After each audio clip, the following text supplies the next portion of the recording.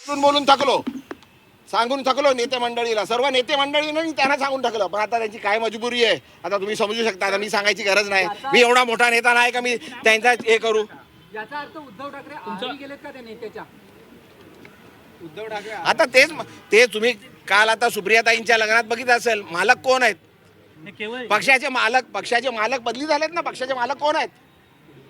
हा, बघितले ना तुम्ही सुप्रियाताईच्या मुलीच्या लग्नात येता नाही पक्षाचे मालक कोण आहेत? हा, संजय राऊतांवरती त्यांचा थेट रोख आहे. नाही. संजय राऊत साहेबांनी नेहमी मला चांगलं माझ्यावर बोललेत, चांगलं मला मान सन्मान दिला. मला पण त्यांच्याबद्दल खूप मान सन्मान आहे. मला 2004 मध्ये आमदार बनवण्यामध्ये त्यांचे लीलाधर ढाके साहेबांच्या विरुद्ध त्यांनी मला पूर्ण मदत केली, त्याच्यामुळे त्यांचा एहसान आहे माझ्यावरती. 2009 मध्ये परत मला खासदारमध्ये किरीट सोमय्याच्या विरुद्ध खासदार होण्यामध्ये त्यांनी मला खूप मदत केली, त्याच्याबद्दल त्यांचा माझा एहसान आहे. जोपर्यंत ते खूप काय बोलू द्या, मोठे व्यक्ती आहेत, ते बोलू शकतात.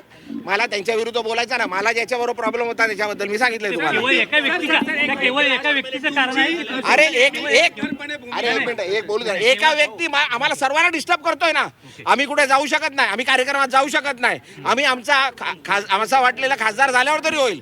खासदार झाल्यावरती पण फंड वापरू शकत नाही. त्यांच्या इथे कोणी येऊ शकत नाही. आम्ही त्यांचे कोणी शाखा प्रमुख माझ्याकडे येऊ शकत नाही, मला कार्यक्रमाला बोलू शकत नाही.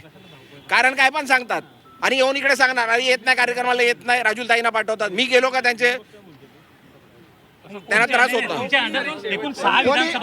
माझा कोणी फोटो लावायचा ना, मला फोटो लावायची गरज नाही. एक कार्यक्रमात मी 2-2, 5-5 लाख रुपयाची होर्डिंग लावतो, त्यांचेच लावतो मोठे मोठे. बघितलं असेल तुम्ही, आतापर्यंत मी कधी बघितलं असेल माझा फोटो लावलेला नाहीये. गरज नाही मला लावायची. लोक मला फोटो लावायचे, मी फोटोवाला नाहीये, लोकांमध्ये आहे.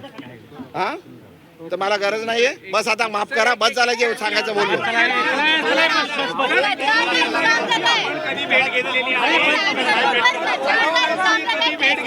हे नेते मंडळी सांगते, ते मला सर्वांना माहिती.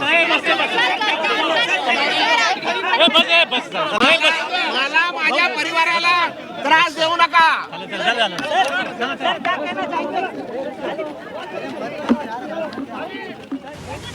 एका माणसामुळे पूर्ण पक्षाची वाट लावली, एका माणसामुळे.